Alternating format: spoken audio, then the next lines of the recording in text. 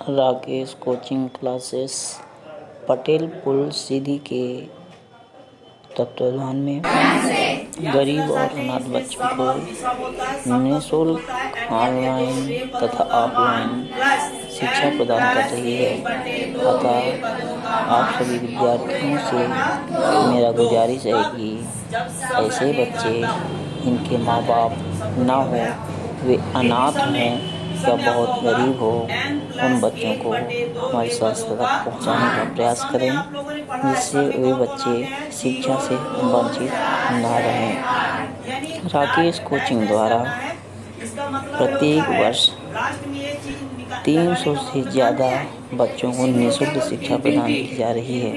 हमारे यहाँ बच्चों को पढ़ने की सभी सुविधाएं जैसे पेन, कॉपी, पेंसिल, बैग तथा यदि बच्चों के पास प्रवेश करवाने के लिए पैसा नहीं है, उनकी व्यवस्था भी करवाई जाती है।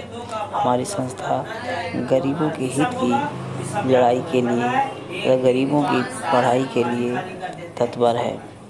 अतः आप सभी विद्यार्थी मेहनत लगन के साथ अच्छे से पढ़ाई करें, जिससे अच्छे रिजल्ट प्राप्त हों, क्योंकि शिक्षा ऐसा चीज़ है जो शिक्षा को कोई बांट नहीं सकता है। अतः आप सभी विद्यार्थियों को पुनः राकेश कोचिंग क्लासेस पटेल पुल सीधी की ओर से बहुत बहुत धन्यवाद।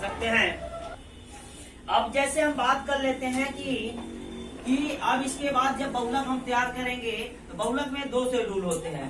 जैसा हमारा गिनती चालू होता है 1 2 3 4 5 6 7 8 9 10, आप लोग जब रोमन में इसका मिलान चिन्ह पढ़ेंगे, रोमन का मैथ में बहुलक का मिलान चिन्ह पढ़ेंगे, तो आप लोगों ने पढ़ा है इसको 1 2 3 4 और 5 पढ़े ऐसे। अब 5 के बाद आप लोगों ने 1 2 3 4 5 और 1 6। लेकिन यहाँ ध्यान दीजिए, सुने तो आप लोग यहाँ पहले सबसे पहले देखिएगा, सबसे एक बार फिर हम बताएं प्रयास करेंगे। 1 हो गया, फिर क्या होगा 2, फिर 3, फिर 4। अब 4 के बाद ध्यान दीजिए 4 हो गया। अब 1 2 3 4 और 5, फिर 1 2 3 4 5 और 1 2 3 4 1 5 और 6 और 1 2 3 4 और 5 6 7 8 1 2 3, ये लाइन पूरी रहना चाहिए ना। 4 हो गया, ये 5 5 और इसका 4 कितना हो गया 1 2 3 4 5 1 2 3 4 5 5 10। ये आपका है मिलान चिन्ह। क्या है, इसको रोमन चिन्ह कहते हैं। ये आप लोग इस मिलान चिन्ह में कब पढ़ेंगे, जब बहुलक का मिलान चिन्ह ज्ञात कीजिए। तो आज हम आपको बताए एक प्रयास रख रहे हैं माध्य की कुछ परिभाषा आपके सामने प्रश्न रख रहे हैं। जैसे आपका माध्य में प्रश्न आ गया 1 4 3 2 5 7, एक क्वेश्चन है का माध्य ज्ञात कीजिए। तो यहाँ पर आपको यहाँ क्या करना होगा, जब आप हल करेंगे तो जब आप हल करेंगे इन प्रश्नों पर देखेंगे कि ऐसे प्रश्न हैं। पहले ऐसे प्रश्नों को हम आरोही क्रम में रख लेते हैं, आरोही और अवरोही। आरोही का मतलब क्या होता है, आप लोग जैसे क्लास बाई क्लास आगे की ओर बढ़ते हैं। और अवरोही का मतलब क्या होता है, आप लोग इंग्लिश में असेंडिंग और डिसेंडिंग पढ़े होंगे, तो आप लोग ध्यान देंगे। तो माध्य और माध्यक बहुलक के सभी रूल्स हमें नॉर्मल के लिए दिखा देते हैं, तो आप लोग करते रहिएगा। जैसे आप देख रहे हैं 1 4 3 2 5 7, इसका हल मान लीजिए दिया है और इसका क्या ज्ञात करना है, क्या लिखेंगे, यहाँ पर लिख देंगे आरोही क्रम। कौन सा क्रम, आरोही क्रम में क्या है, पहले सबसे बड़ी संख्या कौन है, फिर कौन है 5, फिर 4, फिर 3, फिर 1 है ना। अब इसके बाद इस प्रश्नों पर जवाब देख रहे हैं, तो आप ये देख रहे हैं कि संख्या तो हमारा हो गया। अब हम सूत्र सेट करेंगे, क्या करेंगे सूत्र। तो आप लोगों ने पढ़ा है कि माध्य बराबर पदों का योगफल बटे पदों की कुल संख्या। मान लीजिए माध्य को किस दर्शाया जाता है, यक्ष भाग से दर्शाया जाता है। अभी आप लोग लिखिएगा नहीं, समझ लीजिए, ऐसे ढेर सारे प्रश्न आपको मिलेंगे। तो 7 + 5 + 4 + 3 + 2 + 1 बटे टोटल संख्या कितना है? 1 2 3 4 5 6। 1 2 3 4 5 6, सही ना है? तो जब 6 है तो आप लोग ध्यान दीजिए कि 7 है, 6 है, 6 संख्या नहीं है, लेकिन ये 7 5 12 12 12 4 16 16 3 के 20 20 2 22। अब कितना आ गया? 22 बटे कितना आया? है ना? अब इसके भाग करेंगे, इसे जब भाग करेंगे 6 चौको 24 नहीं आ रहा है, 6 18। 22 में हम 6 का जब भाग करते हैं 6 12 में 8 घटाओ कितना हुआ? दशमलव लगाए क्या आएगा? 6 48 6 पंचे 30 6 छंगा 6 सते ज्यादा आ जाता है ना, तो 3 दशमलव कितना हो जाएगा? 6।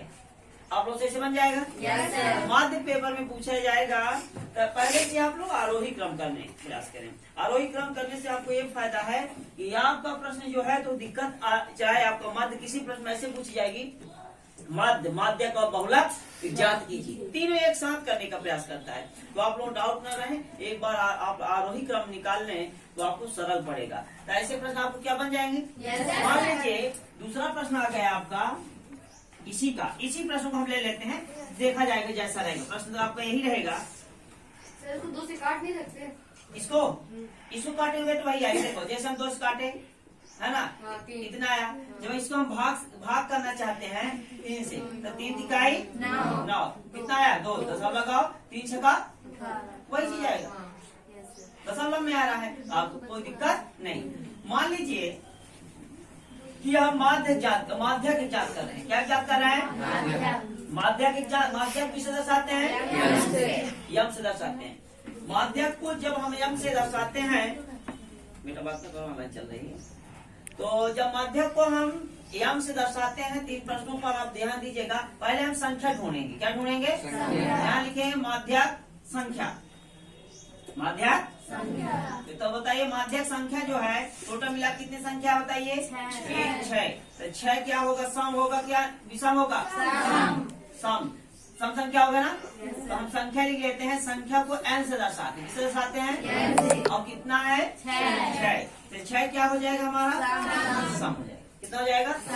जब हमारा सम हो जाएगा तो सूत्र लगाएंगे, माध्यक सम का सूत्र लगाएंगे।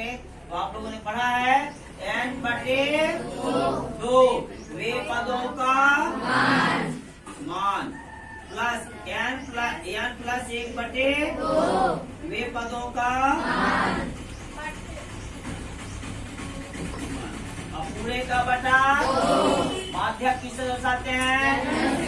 n के स्थान में क्या लिखेंगे? बटे 2 वे पदों का। अब यहाँ पर फिर क्या आया? 6 प्लस 1 बटे 2 वे पदों का मान। अब पूरे का बटा कितना हो जाएगा? 2। अब बताइए यहाँ पर आप लोगों ने देखा, अब इस प्रश्नों पर नजर रखेंगे, आप लोग बताई जाएगी। देखिए काटने का तरीका देखिए, 2 1 का 2 तिहाई 2 1 का 2 तिहाई m बराबर कितना आया? 3 वे पदों का मान प्लस कितना आया? 3 आया ना। 2 1 का 2 तिहाई यानी 3 प्लस कितना हुआ? वे 1 हुआ।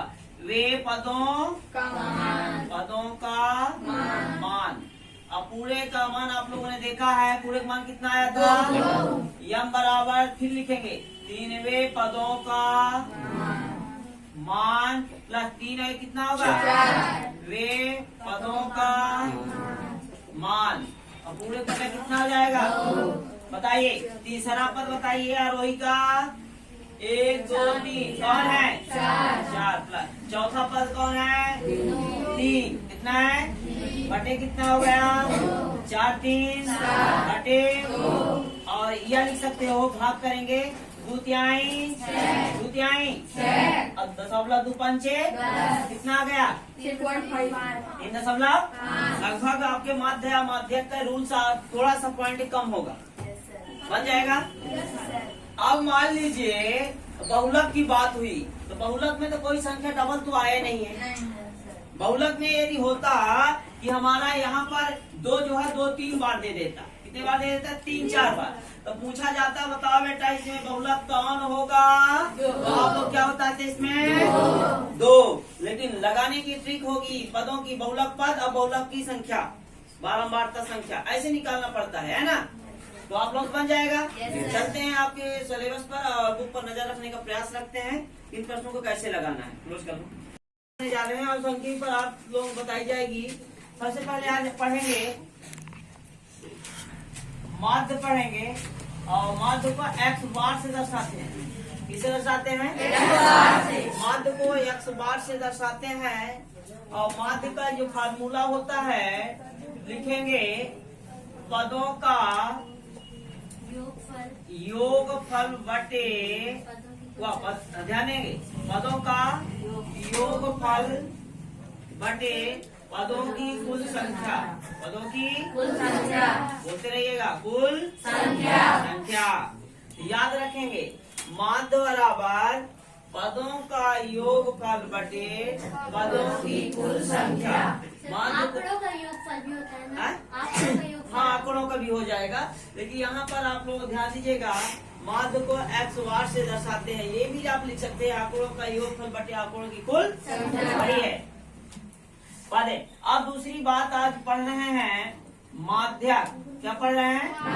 माध्यक को ध्यान दीजिएगा, आपको एम से दर्शाया जाता है। किसे दर्शाया जाता है? और माध्यक जो है 2 फार्मूला आपके होंगे। माध्यक की जब 2 फार्मूला होगी तो आप ध्यान दीजिएगा, माध्यक की 2 फार्मूला, एक होता है सम, दूसरा होता है विषम।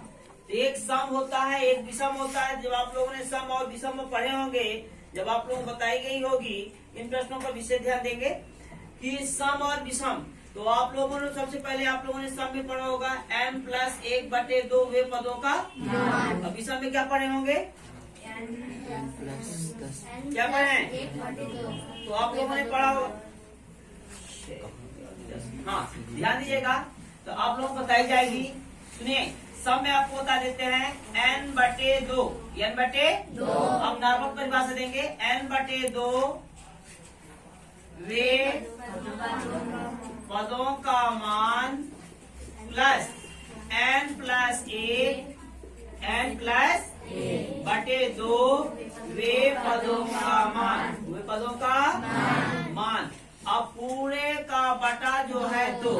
सम की सम संख्या आप जानते हैं कि सम संख्या कौन कौन होते हैं? 0, 2, 4, 6, 8। यानी सीधे सीधे कहा दिया जाए कि जिसमें 2 का पूरा भाग चला जाए, यदि उसे क्या कहते हैं? और जिसमें 2 का पूरा भाग ना जाए उसे क्या बोलते हैं? याद रखेंगे। तो सम की सूत्र क्या होगा? फार्मूला